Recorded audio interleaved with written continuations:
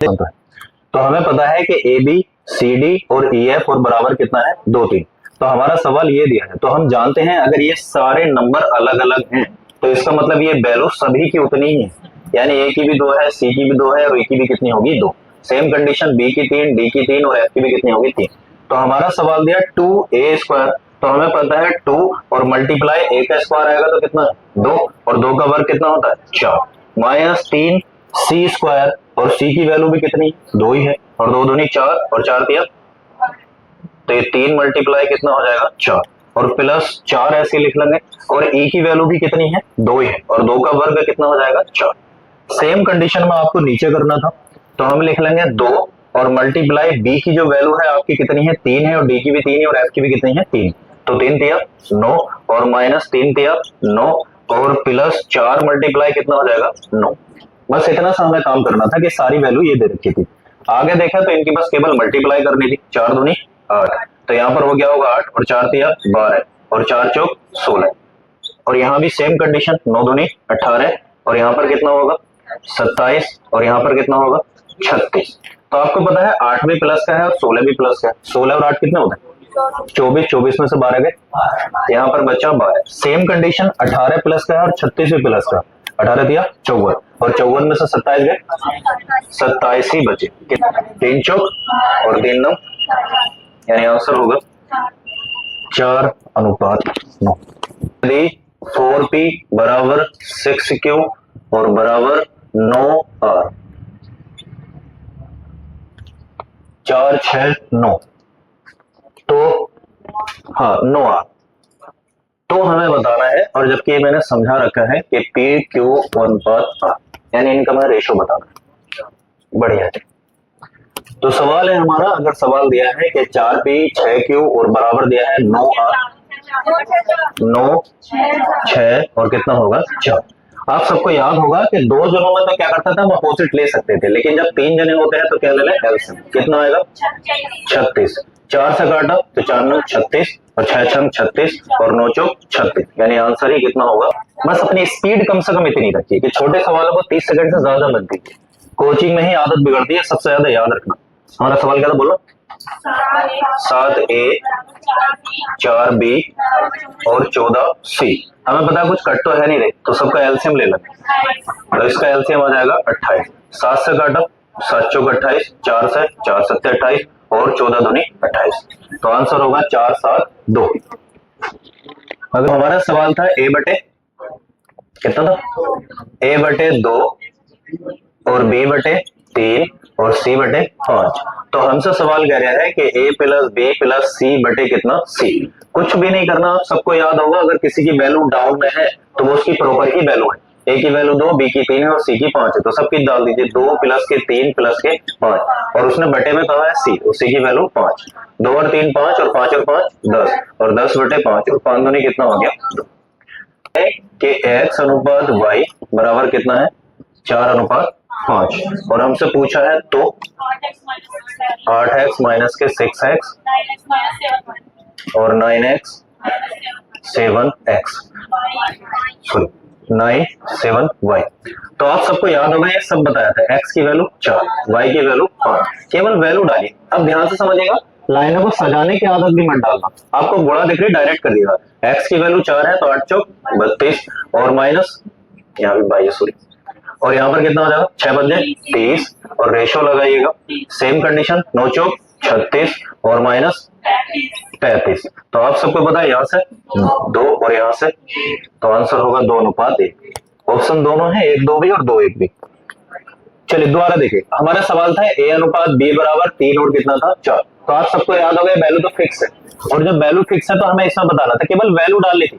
a की value 3 है तो 3 डाल दीजिए और b की वैल्यू 4 है तो 4 डाल दीजिए, 5 किया 15, यानी यहाँ पर हो जाएगा डायरेक्ट लिखिएगा, 5 किया कितना हो जाएगा 15 और माइनस 4 किया 12, सेम कंडीशन 7 किया 21 और प्लस 4 दूनी 8, ऊपर बचा होगा 3 और नीचे 29, और ये कटेगा नहीं कटेगा, छोड़ दीजिए।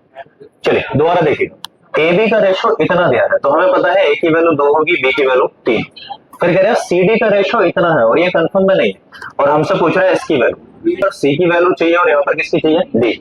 और जबकि सी और डी की तो खुद ही ए बी में, तो हमें क्या करना है कि ए बी की वैल्यू वहां पर डालनी है। अगर आपने ए की वैल्यू कितनी है 2, तो 5 दूनी 10, रेशो इसकी वैल्यू कितनी है 3 और 3 तिया 9, ये कटेगा नहीं तो इसको यहीं छोड़ दीजिए। सेम कंडीशन सी की वैल्यू हमारी कितनी निकल गई 10, और 10 दूनी कितना होता है 20, और रेशो डी की वैल्यू कितनी है 9 और 9 पंजे 45, तो ये हो जाएगा 5 चौक 20 और 5 9 45, यानी आंसर होगा 4:9।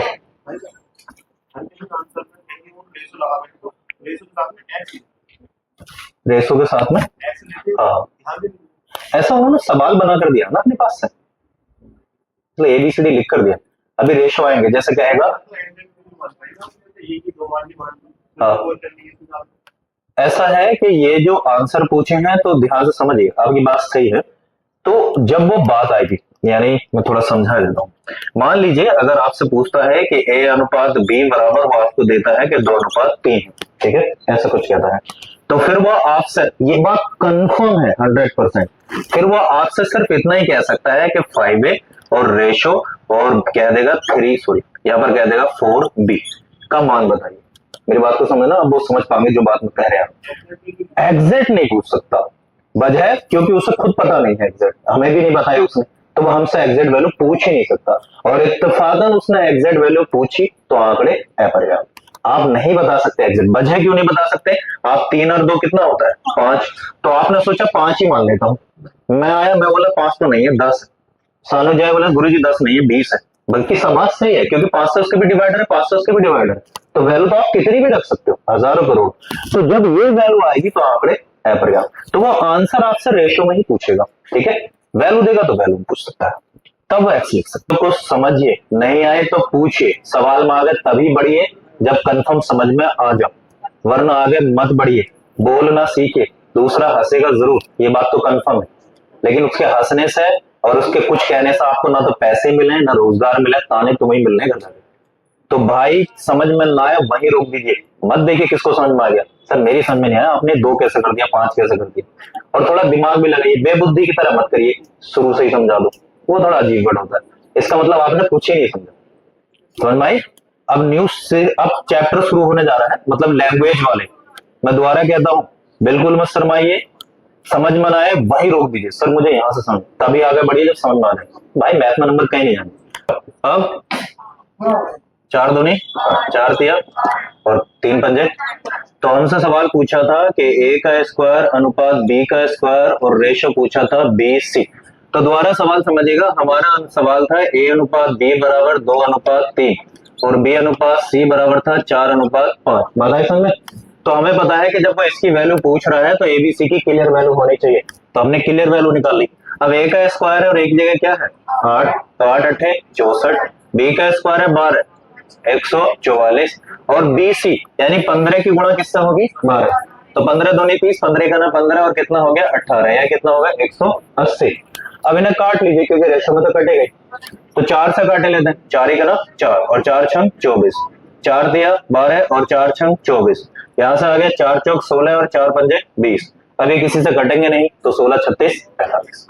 डी जो है वो सी का कितना है 3 गुना, अगर ये 1 हुआ तो ये कितना होगा 3, और जो है बी जो है डी का कैसा है आधा, अगर ये 3 है तो ये कितना होगा 1.5 होगा। बात आई समझ में?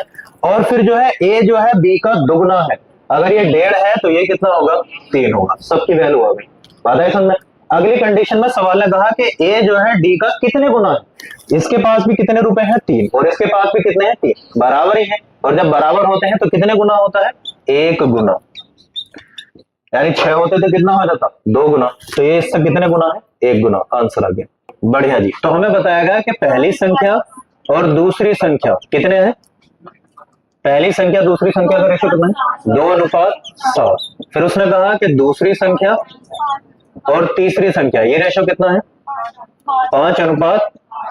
इन सवालों में गौर क्या करना होता है, गौर करना होता है सेकंड वाली लाइन, कहीं वो तीसरी दूसरी तो नहीं लिख रही, कहीं वो पहली दूसरी तो नहीं लिख रही, अगर वो दूसरी तीसरी लिख रही है तो ठीक है, तो हम सवाल लिख लेंगे पहला, और दोनों में कॉमन कौन है सेकंड और कौन है थर्ड है, ठीक है। हमें पता है कि पहली दूसरी कितनी है 2:7, तो इधर भी कितना होगा 7 ही होगा, और ये कितनी है 5 8, तो इधर को इधर खसका देंगे तो कितना होगा 5, और कुछ कट नहीं रहा तो 5 दूनी 10, 7 पंजे 35 और 7 अट्ठे 56। हमसे कह रहा है पहली और तीसरी का रेशो बताइए। तो पहली कितनी है 10 और तीसरी कितनी है 56। 2 से कटा 2 पंजे 10 और ये कितनी बार, यानी आंसर होगा 5:28। 50% दूसरी संख्या के बराबर। तो सिर्फ इतना करना है सवाल में, पहली संख्या का 50% और वो किसके बराबर है, दूसरी के। 50 दूनी 100। आपको एक बात याद होगी, मैंने अच्छे से समझाई थी कि हर एक की वैल्यू उसके नीचे होती है या सामने। तो इसके तो नीचे है, यानी फर्स्ट का रेशो कितना है 2 और सेकंड का रेशो यहाँ होगा या नीचे होगा तो कितना है, तो सेकंड का रेशो है 1 और आंसर होगा 2:1। तो पुलक बताया और दूसरा कौन बताया, मेंजर, और इनका रेशो कितना बताया सवाल ने, 5:9। और फिर किसका नाम लिया उसने, जयराम और मेंजर, और इनका रेशो 7:18। बस यही थोड़ी सी गड़बड़ करी इसने। हमें पता है कि m के साथ फिर m होना चाहिए था, जबकि उसने बाद में दे दिया उसका नाम। तो हम इस वाले को क्या कर लेंगे, चेंज कर लेंगे। तो ये हो जाएगा mj और बराबर कितना हो जाएगा 18 कितना हो जाएगा 7। अब ध्यान से समझना, p और जो कॉमन है वो m और लास्ट में कौन आ गया j, और p की वैल्यू दी थी यानी 5:9, तो आगे भी कौन खसक जाएगा 9, और mj की वैल्यू दी थी 18 कितना हो जाएगा 7, तो इधर कौन खसक जाएगा। और हमें साफ दिख रहा है कि सब में से 9 कट गया है, 9 से 9 गया और 9 दूनी 18। अब तो कुछ कटेगा नहीं, तो 5 दूनी 10, 18 का ना 18 और 7 का ना 7। और हमसे सवाल है पूछा किसका, जयराम का कि मेंजर का, पुलेक व जयराम। तो p की वैल्यू कितनी है 10 और जयराम की वैल्यू कितनी है 7, यानी रेशो होगा 7:10:7। कोशिश करिएगा, एक बच्चे का आंसर आ गया 648, इतना ही, बहुत बढ़िया। इतनी स्पीड से कर रहे हो तो ठीक है कि हाँ ठीक है मैं, वरना भाई अपनी कोशिश करिएगा, बढ़िया, फालतू बातों में तो लगे रहते। अब जिनको नहीं हुआ वो गौर करना, ना तो डिमोटिवेट हुई और ना अपने आपको ये महसूस करिए कि हमसे नहीं आया, उन्होंने सीख लिया, बस हम अभी रनिंग में। तो भाई सवाल को पूरा समझते हैं, जोर लगा देते हैं। सोचिए एक बंदा वहीं पहला खड़ा है, उसके बराबर जाना है, तो कितनी डबल मेहनत करनी है। अब मेरी बात को ध्यान से समझना, 4 बच्चे थे, पहला होगा, दूसरा होगा, ये नाम ही लिख देते, फर्स्ट होगा और सेकेंड होगा यानी दूसरा होगा, और थर्ड होगा और फोर्थ होगा, ठीक है। अब बहुत ध्यान से समझना, जिनको नहीं हुआ था उनको ये समझ आना चाहिए कि हाँ भाई हमसे क्या गलती हुई थी, बस थोड़ी सी दोबारा समझिए। क्या था कि 900 गिफ्ट थे, गिफ्टों की संख्या कितनी है 900 थी, और 900 गिफ्ट को हम तभी बांट सकते हैं जब बच्चों का रेशो मिल जाए, तो हम उनका बराबर बटे होंगे तो रेशो बना लेंगे। तो उसने कहा कि पहला बच्चा, दूसरा, तीसरा और चौथा था। तो जब पहला बच्चा होगा यानी फर्स्ट वाला बच्चा होगा, तो उसको जो गिफ्ट मिले हैं तो दूसरे वाले के कितने मिले हैं, दोगुने। इसका मतलब इसके जो बराबर होगा तो दूसरा वाला होगा और दूसरे का उसे कितना मिला होगा, दुगना। क्या ये दोनों सही है लैंग्वेज के हिसाब से, बात आई समझ में। इतनी बात समझ में आ गई तो आगे बढ़े। बात को ध्यान से समझना, मैं ये कहता हूं कि आपके पास जो 2 रुपए हैं उतने ही मुझ पे हैं, समझ में आई। तो सोचिएगा मैं इधर खड़ा हूं और आपके मैंने 2 रुपए दिखा दी, तो हम दोनों कैसे हैं, बराबर। यही सवाल ने कहा कि पहले बच्चे को जो गिफ्ट मिले वो दूसरे बच्चे के कितने के बराबर है, 2 गुने के बराबर है, और तीसरे बच्चे के यानी जो थर्ड बच्चा था उसके कितने गुने के बराबर है, तो 3 होगा। जो चौथा बच्चा आया यानी जो फोर्थ बच्चा आया उसके क्या गुने के बराबर है, तो यानी कितने के गुने का, 4। तो यानी ये चारों की वैल्यू आ गई, लेकिन रेशो नहीं मिला अभी। रेशो तो या तो डाउन में हो या कहा हो, सामने, और 4 जनों में ऐसा नहीं होता। अब क्या करेंगे, और यहाँ पर कुछ नहीं होगा तो यहाँ क्या होगा, 1 तो हो गई। तो हम इन सबका क्या ले लेंगे, एलसीएम, और एलसीएम कितना आया 12। अब हमारी जो वैल्यू आएगी यानी फर्स्ट की आएगी, सेकेंड की, सेम थर्ड की, और यहाँ पर आ जाएगी फोर्थ की। और आप कहीं देखिए यहाँ कितना आया 12, और यहाँ कितना आया 6, और यहाँ देखिए 3 चौक 12, और यहाँ कितना आया 3 है। इसका मतलब इतने इतने गिफ्ट मिले थे, पहले बच्चों को इतने, दूसरे को इतने, तीसरे को इतने और चौथे को इतने, लेकिन इन सबको मिलाकर कितने मिले हैं 900। तो हम सबको जोड़ देते हैं, तो अगर आपने सबको जोड़ा तो कितना हो गया, 12 6 18, 18 और 4 22, टोटल कितना हो गया 25। यानी मेरे हिसाब से, अब लैंग्वेज को समझने चलना, आधा मैथ इन्हीं बातों पर सोल्व होगा। यानी मेरे हिसाब से गिफ्ट कितने मिले 25, लेकिन सवाल ने 25 नहीं कितने बताए 900, और 25 से काटेंगे तो 25 या 75, और 25 छक्का 150, यानी फ्रैक्शन आ गया 36। अब हमसे कह रहा है कि पहले और दूसरे वाले को और पहले और दूसरे वाले को कुल मिला के कितने गिफ्ट मिले? 18। और 18 की गुणा हम किससे कर देंगे? 36 से। 18 छक्का 108, हासिल लगे 10, और 18 तिया 54, 54 और 10 कितने होते हैं? 64। यानी इन दोनों को जो गिफ्ट मिले होंगे वो कितने मिले होंगे? 648।